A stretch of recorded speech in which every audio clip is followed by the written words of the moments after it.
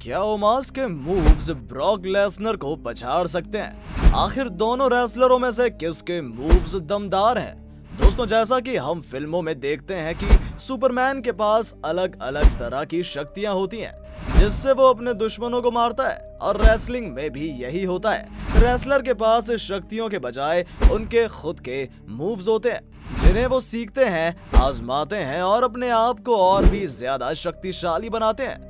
और ये हर रेसलर की पहचान होती है उनके फिनिशर और सिग्नेचर मूव से। और दोस्तों, आज की इस वीडियो में हम कंपैरिजन करने वाले हैं मूव के हिसाब से। दोस्तों, एक तरफ है ओमास और एक तरफ है द बीस्ट ब्रॉक लेसनर, और दोनों का कंपैरिजन करेंगे और बताएंगे कि किसके मूव्स ज्यादा दमदार हैं। कहने को तो मूव्स बहुत सारे होते हैं रेसलर के पास, लेकिन 2-3 मूव्स ऐसे होते हैं जो मैच में जीत दिलाते हैं, और इन्हीं का हम कंपैरिजन करेंगे। तो वीडियो को लास्ट तक जरूर देखिएगा। तो चलिए वीडियो को स्टार्ट करते हैं। सबसे पहले कंपैरिजन करते हैं ब्रॉक लेसनर के स्कोप पावर स्लैम और ओमास के पेंडुलम बैक ब्रेकर का। दोस्तों, पेंडुलम बैक ब्रेकर में ओमास रेसलर को ऊपर उठाते हैं और उनकी बैकबोन को सीधा अपने लेग के स्ट्रॉन्ग पार्ट पर देकर मारते हैं, जिससे रेसलर की बैकबोन काफी ज्यादा इंजर्ड हो जाती है। और ये मूव इसलिए इतना ज्यादा खतरनाक है क्योंकि जब रेसलर की बैकबोन लेग के स्ट्रॉन्ग पार्ट पर जाकर लगती है तो वो रिकवर ही नहीं कर पाते, क्योंकि पूरी बॉडी का बेस बैकबोन के ऊपर होता है। अगर बैकबोन ही इंजर्ड हो गई तो रेसलर रिकवर कहां से कर पाएगा। तो ये मूव इसलिए काफी ज्यादा खतरनाक है। और ब्रॉक लेसनर के स्कोप पावर स्लैम को देखा जाए तो ये भी कम नहीं है। ब्रॉक लेसनर इस मूव में रेसलर को रिंग के सहारे से आते हुए पकड़ते हैं और उनको पूरी फोर्स से रिंग पर देकर मारते हैं, जिससे रेसलर का सर और उनकी बैकबोन रिंग पर लगती है। दोनों ही मूव्स में बैकबोन को टारगेट किया गया है, और इन दोनों मूव्स में मेरे हिसाब से ओमास का पेंडुलम बैक ब्रेकर ज्यादा पावरफुल है। और आपको कौन सा ज्यादा खतरनाक लगता है, कमेंट करके जरूर बताइएगा। अब बताता हूँ ओमास के बॉडी स्लैम मूव और ब्रॉक लेसनर के सुप्लेक्स सिटी मूव के बारे में। दोस्तों, बॉडी स्लैम मूव ओमास का एक सिग्नेचर मूव है, और ओमास का ये मूव काफी ज्यादा अटैकिंग भी है।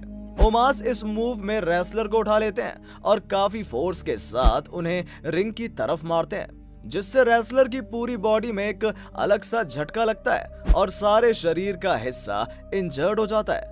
और ओमास थोड़ा भागकर बॉडी स्लैम मूव का इस्तेमाल करते हैं, जिससे और भी दुगनी फोर्स से रेसलर नीचे लगता है, और ऐसी रेसलर की हालत ढीली हो जाती है।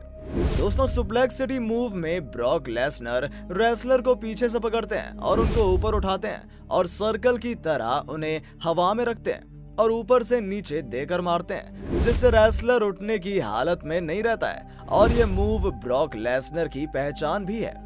अगर रेसलर सुप्लेक्स सिटी की 3-4 बार सैर कर लेता है, यानी कि रेसलर को 3-4 बार सुप्लेक्स सिटी मूव पड़ जाते हैं, तो वो उठ ही नहीं पाता। और इन दोनों मूव्स में मेरे पॉइंट ऑफ व्यू से ब्रॉक लेसनर का सुप्लेक्स सिटी मूव ज्यादा पावरफुल है।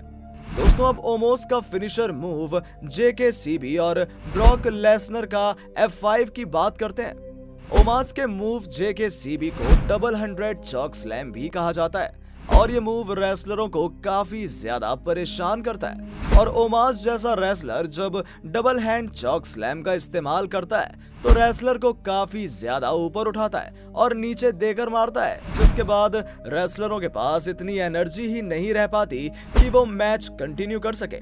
एक मूव पड़ते ही रेसलर तभी हार मान लेते हैं। और दोस्तों, ब्रॉक लेसनर के इस मूव की तो हिस्ट्री काफी ज्यादा बढ़िया रही है। इसने अंडरटेकर से लेकर रोमन रिंग्स जैसे रेसलर को नहीं छोड़ा था। इस F5 मूव में ब्रॉक लेसनर रेसलर को ऊपर उठाता है और अपनी बैक पर उनको रखता है और अपनी पूरी ताकत लगाकर उन्हें नीचे की तरफ मारता है, जिससे रेसलर का पूरा शरीर एकदम से डाउन पड़ जाता है और रिकवरी तो मानो रेसलर कर ही नहीं पाते। तो दोस्तों, इन दोनों मूव्स में से ब्रॉक लेसनर का F5 मूव जीत हासिल करता है, क्योंकि इस मूव से बड़ा दिग्गज भी रिकवर नहीं हो पाता। तो हमने 3 मूव्स का कंपैरिजन किया था, और इनमें से 2 मूव्स के कंपैरिजन तो ब्रॉक लेसनर ने ही जीत लिए। तो इससे ये साबित होता है कि ब्रॉक लेसनर के मूव्स ज्यादा पावरफुल है।